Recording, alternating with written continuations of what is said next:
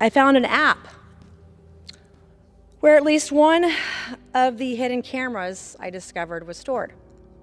I discovered on this app for this tiny little camera, there were 10,633 videos on it. Let me repeat. Just one camera I found had 10,633 videos on it. Patrick Bryant must have forgotten. In my younger days, in my youth, I used to be a computer programmer. I know enough about technology. I found more photos, this time of female employees. I found photos of wives of male employees. Photos of girlfriends and women who very clearly didn't know their private parts were being filmed and photographed. I found file after file after file. Patrick Bryant had upskirt photos of one particular victim, the wife of a male employee, who is also one of his best friends. He took upskirt photos of his employee's wife spanning at least 8 years. He even took upskirt photos of her on their family vacations. And I know she had no idea these photos were being taken because of the way that they were taken. There's no way that she knew about it. I found about a dozen photos in Patrick Bryant's trash bin of underage girls that he deleted in the hours after he gave me access to his phone. I recognized 3 of the underage girls as daughters of some of his business partners, some of them in bikinis. If you're a 50-year-old man and you have teenage girls in bikinis on your phone and it's okay, why would you delete them in the hours after your fiance got access to your phone? There's nothing wrong with it. Why would these 12 plus photos of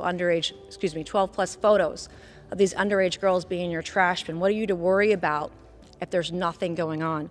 But 3 of the teenage girls I saw in his trash bin of his business partners were in bikinis. One of these jarring photos of the child of one of his business partners was an underage girl, fully clothed, but her legs were spread open, unaware she was being photographed. Patrick Bryant took this photo from his penis area. In my accidental discovery, I found multiple devices used by him to record women without their knowledge. And that's before I get to what I uncovered with Patrick Bryant and his business partners. The weekend I was giving access to Patrick Bryant's phone, I found evidence that he got a second mobile device. I documented it. Patrick Bryant couldn't transfer these files off his device fast enough. I discovered he was transferring terabytes of data onto another device. I documented it. Patrick Bryant would soon replace his cell phone with a new one. I documented that too. He forgets that I used to be a computer programmer. None of this is conjecture. These are not allegations. These are facts.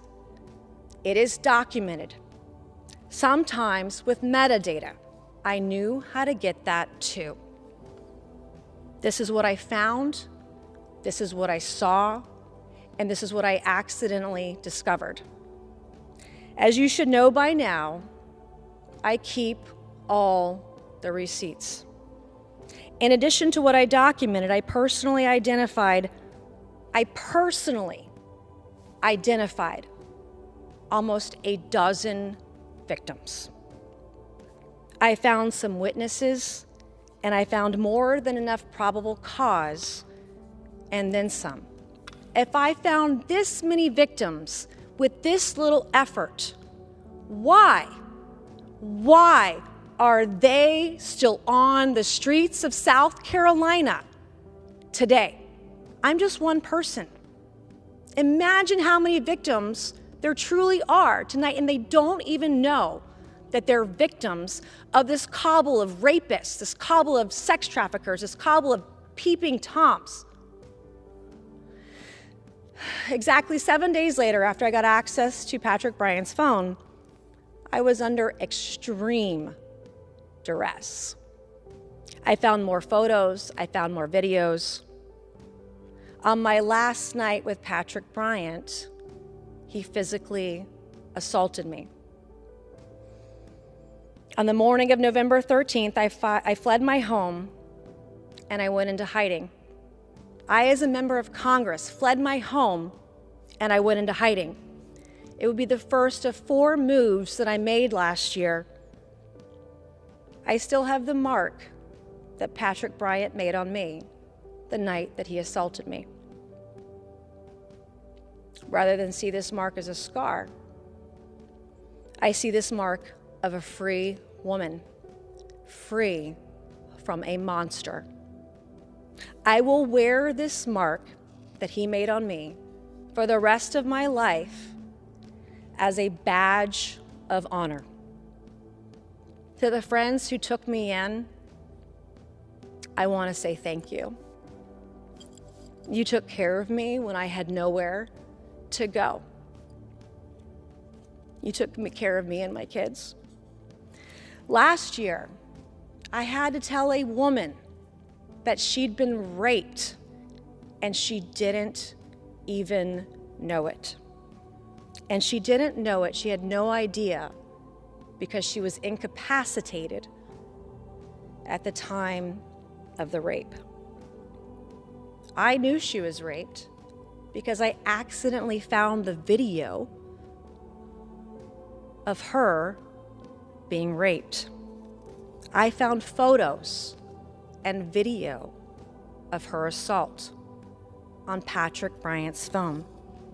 One of Patrick Bryant's business associates, John Osborne, sexually assaulted her at the home of Eric Bowman. Patrick Bryant and Eric Bowman both had their phones out like this as she was being assaulted, as she was being raped. The 2 of them, the 3 of them business partners, the 2 of them had their phones out just like this, filming her as she was being raped. And she was completely laid out. There was no movement. There was no life. I couldn't even tell if this young woman was alive. John Osborne today, John Osborne, I want you to hear this in your omission as you're frantically texting people today. I cannot unsee what you did to this young woman. And you will not get away with it. None of you will, because tonight is about justice for me, and tonight is about justice for all of the women that you all raped, that you all filmed, that you all photographed, that you all abused for years. I would later learn that these men, the 3 of them, Patrick Bryant, Eric Bowman, and John Osborne, planned her rape. It was premeditated. Eric Bowman knew there were children in the home at the time of the rape, and he decided to orchestrate it anyway. But that's not the only rape I uncovered at Eric Bowman's home. In a second video, Patrick Bryant can be seen breaking into a room, his pants undone, ready to rape a different incapacitated woman. Again, laid out. There was no life, there was no movement. I couldn't tell if she was alive. Eric Bowman, his business partner, filmed it. When I informed my children we were urgently fleeing our home as if our lives depended on it, my children asked me if Patrick Bryant had ever raped me. I don't know how children know the inherent spirit of humanity, but my kids knew something I did not already know. Children have a way of knowing evil in others when we don't. And